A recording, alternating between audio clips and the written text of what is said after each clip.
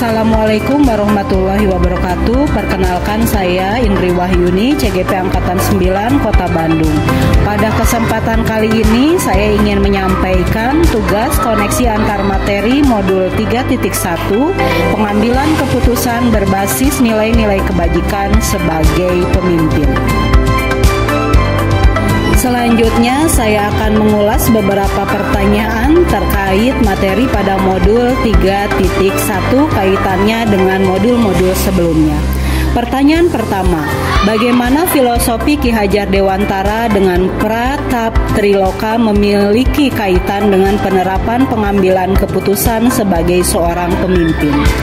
Kaitan filosofi Ki Hajar Dewantara dengan Pratap Triloka dengan penerapan pengambilan keputusan sebagai seorang pemimpin merupakan dasar dari pengambilan keputusan. Filosofi Ki Hajar Dewantara mengajarkan kita untuk menuntun segala kekuatan kodrat yang ada pada anak agar mereka dapat mencapai keselamatan dan kebahagiaan yang setinggi-tingginya baik sebagai manusia maupun anggota masyarakat. Semboyan Ingarso Sungtulodo ing Madjo Mangunkarso Tutwuri Handayani, yang artinya di depan memberi teladan, di tengah membangun motivasi atau dorongan, di belakang memberikan dorongan. Hal ini memberi gambaran bahwa saat kita akan mengambil keputusan sebagai pemimpin, selain harus mempertimbangkan nilai-nilai kebajikan universal dan bertanggung jawab atas konsekuensi dari pilihannya, kita yang paling utama adalah keberpihakan pada anak. Pertanyaan kedua, bagaimana nilai-nilai yang tertanam dalam diri kita berpengaruh kepada prinsip-prinsip yang kita ambil dalam pengambilan suatu keputusan? Nilai-nilai yang tertanam dalam diri kita berpengaruh kepada prinsip-prinsip yang kita ambil dalam pengambilan suatu keputusan. Karena dalam kehidupan sehari-hari, kita sering dihadapkan pada persoalan-persoalan yang mengandung unsur dilema etika, bahkan bujukan moral. Kondisi ini hanya bisa dihadapi jika dalam diri kita tertanam nilai-nilai kebajikan universal yang kuat. Nilai cinta dan kasih sayang, kebenaran, keadilan, kebebasan, persatuan, toleransi, tanggung jawab, dan penghargaan akan hidup.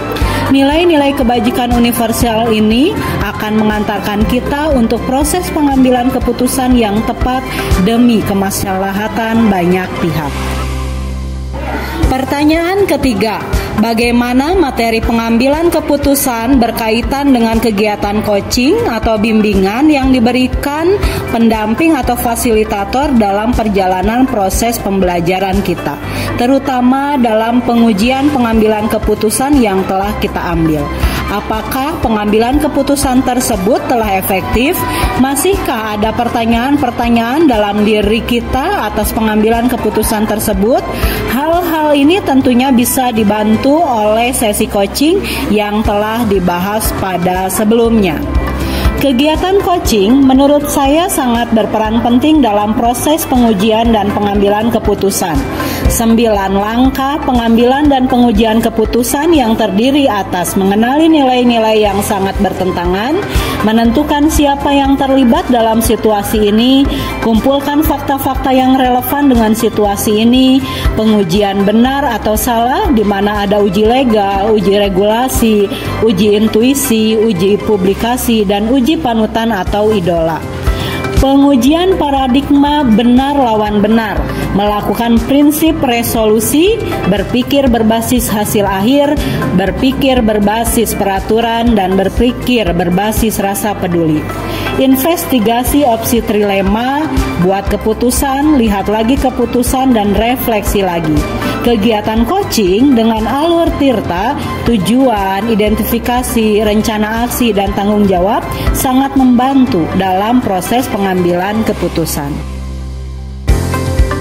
Pertanyaan keempat, bagaimana kemampuan guru dalam mengelola dan menyadari aspek sosial emosionalnya akan berpengaruh terhadap pengambilan suatu keputusan, khususnya masalah dilema etika? Kemampuan guru dalam mengelola dan menyadari aspek sosial emosionalnya akan berpengaruh terhadap pengambilan suatu keputusan, khususnya masalah dilema etika. Guru yang memiliki kemampuan sosial emosional akan mampu mengenal emosi, dalam hal ini kesadaran diri, mengenal emosi dan fokus atau pengelolaan diri, keterampilan berempati atau kesadaran sosial, keterampilan berhubungan sosial, daya lenting atau resiliensi, pengambilan keputusan yang bertanggung jawab. Kemampuan sosial emosional ini akan membantu guru untuk mengambil keputusan secara tepat. Guru lebih mampu menerapkan konsep paradigma dilema etika, prinsip dilema etika, dan juga 9 langkah pengujian dan pengambilan keputusan. Pertanyaan kelima, bagaimana pembahasan studi kasus yang fokus pada masalah moral atau etika kembali kepada nilai-nilai yang dianut seorang pendidik? Pembahasan studi kasus yang fokus pada masalah moral atau etika kembali kepada nilai-nilai yang dianut seorang pendidik. Sesuai dengan penalaran baik pendidik tersebut di mana menghargai konsep dan prinsip etika. Prinsip etika merupakan nilai kebajikan universal yang disetujui bersama lepas dari latar belakang sosial, bahasa, suku bangsa, maupun agama seseorang. Nilai keadilan, keselamatan, tanggung jawab, kejujuran, rasa syukur, lurus hati, berprinsip, integritas, kasih sayang, rajin, berkomitmen, percaya diri, kesabaran, keamanan, dan lain-lain. Nilai yang dianut seorang pendidik akan membantu meningkatkan keterampilan pengambilan keputusan. Makin sering berlatih melakukan pengambilan keputusan berdasarkan nilai yang dianut, keputusan yang dihasilkan makin tepat sasaran dengan dasar keperpihakan kepada murid, nilai kebajikan universal, dan tanggung jawab terhadap segala konsekuensi dari keputusan yang diambil. Pertanyaan ke-6, bagaimana pengambilan keputusan yang tepat tentunya berdampak pada terciptanya lingkungan yang positif, kondusif, aman, dan nyaman. Pengambilan keputusan yang tepat tentunya berdampak pada terciptanya lingkungan yang positif, kondusif, aman, dan nyaman. Hal ini dapat dicapai dengan cara kita mampu mengidentifikasi apakah permasalahan yang dihadapi termasuk dilema etika atau bujukan moral. Jika permasalahan yang dihadapi merupakan bujukan moral, maka kita dapat langsung memilih nilai kebaikan. Namun jika permasalahan ini merupakan dilema etika, maka prosedur pengambilan keputusan harus melalui kajian terhadap paradigma dilema etika, prinsip dilema etika, dan 9 langkah pengambilan dan pengujian keputusan, sehingga tercapai keputusan yang berdampak pada terciptanya lingkungan yang positif, kondusif, aman, dan nyaman karena keputusan yang diambil dirasakan adil untuk semua pihak. Pertanyaan ke-7, apakah tantangan-tantangan di lingkungan Anda untuk dapat menjalankan pengambilan keputusan terhadap kasus-kasus dilema etika ini? Adakah kaitannya dengan perubahan paradigma di lingkungan Anda? Tantangan-tantangan di lingkungan saya untuk dapat menjalankan pengambilan keputusan terhadap kasus dilema etika adalah kesadaran untuk mewujudkan sekolah sebagai institusi moral yang harus terus ditingkatkan, disertai dengan komunikasi persuasif dan kemampuan sosial emosional sehingga terbentuk karakter positif yang membangkitkan semangat pendidikan yang berpihak pada anak.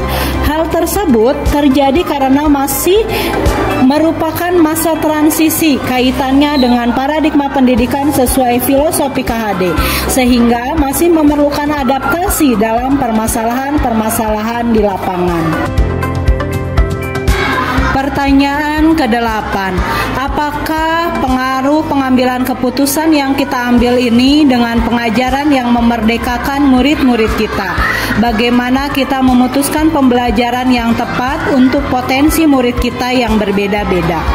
Pengaruh pengambilan keputusan yang kita ambil ini dengan pengajaran yang memerdekakan murid-murid kita merupakan solusi sesuai dengan kodrat anak, kodrat alam, dan kodrat zaman yang ingin menuntun murid untuk mencapai keselamatan dan kebahagiaan sebagai manusia dan anggota masyarakat. Cara memutuskan pembelajaran yang tepat untuk potensi murid kita yang berbeda-beda adalah melalui analisis kebutuhan belajar murid-murid kita. Setelah itu kita kaitkan dengan paradigma dilema etika, prinsip dilema etika, 9 langkah pengambilan dan pengujian dengan pembelajaran diferensiasi, pembelajaran sosial emosional, disiplin positif, sehingga peran sekolah sebagai institusi moral akan tercapai sesuai cita-cita profil pelajar Pancasila. Pertanyaan ke-9, bagaimana seorang pemimpin pembelajaran dalam mengambil keputusan dapat mempengaruhi kehidupan atau masa depan murid-muridnya? Seorang pemimpin pembelajaran dalam pengambilan keputusan dapat mempengaruhi kehidupan atau masa depan murid-muridnya, sehingga nilai dan peran guru penggerak harus dimiliki dan diaplikasikan dalam kehidupan sehari-hari seorang guru. Seorang guru yang mandiri, reflektif, kolaboratif, inovatif, dan berpihak pada peserta didik akan menjadi inspirasi dan motivator untuk murid-muridnya.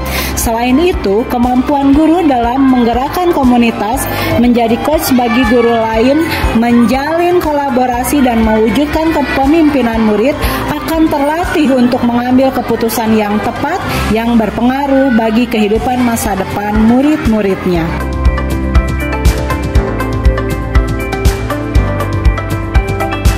Pertanyaan ke-10, apakah kesimpulan akhir yang dapat Anda tarik dari pembelajaran modul materi ini dan keterkaitannya dengan modul-modul sebelumnya? Kesimpulan yang dapat saya ambil dari modul ini adalah kita sebagai pemimpin pembelajaran harus memiliki penalaran baik yang menghargai konsep dan prinsip etika, yaitu nilai kebajikan universal yang disetujui bersama lepas dari latar belakang sosial, bahasa, suku bangsa, maupun agama seseorang. Pengambilan keputusan merupakan sebuah keterampilan yang harus terus dilatih sehingga makin tepat sasaran. Kita harus mendasarkan proses pengambilan keputusan kita pada keberpihakan pada murid, nilai kebajikan universal, dan tanggung jawab terhadap segala konsekuensi dari keputusan yang diambil melalui proses analisis paradigma dilema etika, prinsip dilema etika, dan 9 langkah pengambilan dan pengujian keputusan.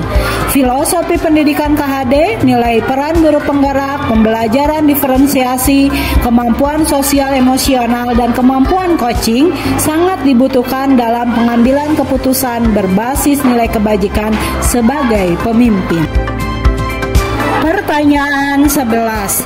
Sejauh mana pemahaman Anda tentang konsep-konsep yang telah Anda pelajari di modul ini, yaitu kaitannya dilema etika, bujukan moral, 4 paradigma pengambilan keputusan, 3 prinsip pengambilan keputusan, dan 9 langkah pengambilan dan pengujian keputusan? Adakah hal-hal yang menurut Anda di luar dugaan? Pemahaman saya tentang dilema etika adalah kondisi di mana kita harus mengambil keputusan benar lawan benar. Sedangkan bujukan moral adalah kondisi di mana kita harus mengambil keputusan berdasarkan nilai benar lawan nilai salah. Ketika kita akan mengambil keputusan kasus dilema etika, kita harus mempertimbangkan paradigma individu lawan kelompok, keadilan lawan rasa kasihan, kebenaran lawan kasihan, jangka pendek lawan jangka panjang. Begitu pula kita harus mempertimbangkan berpikir berbasis hasil akhir, peraturan, ataupun rasa peduli, serta melaksanakan 9 langkah pengambilan dan pengujian keputusan agar keputusan yang kita ambil lebih tepat sasaran. Hal tak terduga yang saya rasakan adalah termotivasi untuk terus meningkatkan keterampilan pengambilan keputusan, karena di lapangan kita akan dihadapkan banyak sekali kasus dilema etika. Pertanyaan 12. Sebelum mempelajari modul ini, pernahkah Anda menerapkan pengambilan keputusan sebagai pemimpin dalam situasi moral dilema? Bila mana pernah, apa bedanya dengan apa yang Anda pelajari di modul ini? Sebelum mempelajari modul ini, saya pernah menerapkan pengambilan keputusan sebagai pemimpin dalam situasi moral dilema. Hal yang menjadi perbedaan sebelum dan setelah mempelajari modul ini adalah saya lebih merasa memiliki pijakan dalam proses pengambilan keputusan dengan pengetahuan baru adanya 4 paradigma dilema etika, 3 prinsip dilema etika, 9 langkah pengujian dan pengambilan keputusan. Selain itu, saya memperoleh pencerahan bahwa komunikasi persuasif, kemampuan sosial emosional, kolaborasi akan membangkitkan semangat transisi kepemimpinan yang menjadi rujukan atau teladan untuk mewujudkan karakter positif sesuai profil pelajar Pancasila. Pertanyaan 13. Bagaimana dampak mempelajari konsep ini buat Anda? Perubahan apa yang terjadi pada cara Anda dalam mengambil keputusan sebelum dan sesudah mengikuti pembelajaran modul ini? Mempelajari modul ini sangat berdampak pada cara saya dalam mengambil keputusan. Keputusan yang saya ambil lebih tepat sasaran. 4 paradigma dilema etika, 3 prinsip dilema etika, dan 9 langkah pengambilan dan pengujian keputusan didasari oleh filosofi pendidikan KHD, nilai dan peran guru penggerak, pembelajaran diferensiasi, kemampuan sosial emosional, serta kemampuan coaching dengan alur tirtanya sangat membantu saya dalam pengambilan keputusan. Pertanyaan terakhir. Seberapa penting mempelajari topik pada modul ini bagi Anda sebagai seorang individu dan Anda sebagai seorang pemimpin? Modul ini sangat penting untuk saya sebagai individu maupun sebagai seorang pemimpin. Modul ini memberikan pedoman apa yang harus dilakukan agar keputusan yang kita ambil tepat dan menjadi solusi terbaik untuk menyelesaikan permasalahan yang dihadapi. Saya lebih terlatih untuk mengambil keputusan dilema etika dengan dasar pengambilan keputusan sesuai filosofi KHD yang menuntun anak sesuai kodrat anak, kodrat alam, kodrat zaman, sehingga terwujud keselamatan dan kebahagiaan sebagai manusia dan anggota masyarakat. Sekian pemaparan saya tentang tugas koneksi antar materi modul 3.1. Semoga bermanfaat. Terima kasih. Wassalamualaikum warahmatullahi wabarakatuh.